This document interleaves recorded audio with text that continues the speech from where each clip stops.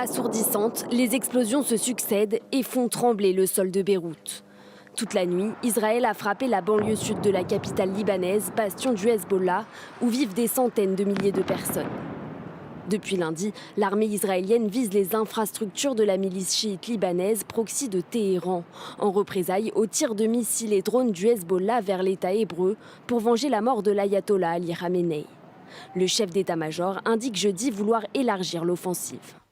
Le Hezbollah a commis une erreur stratégique. Nous frappons avec force en première ligne et plus en profondeur au Liban. J'ai ordonné à nos forces d'avancer et d'étendre la zone de contrôle le long de la frontière, tout en établissant des positions à des points clés dans le sud du Liban.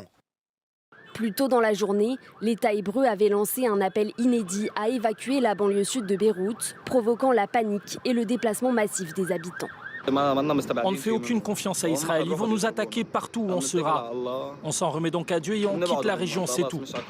Face à l'aggravation du conflit, le Liban en appelle à l'aide de la France, qui annonce renforcer sa coopération avec l'armée libanaise et dit vouloir établir un plan pour stopper les affrontements entre le Hezbollah et Israël.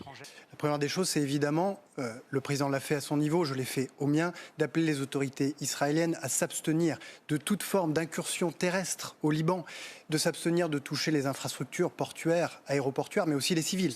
Les frappes israéliennes ont fait plus de 120 morts et 680 blessés depuis lundi, selon le dernier bilan du ministère libanais de la Santé.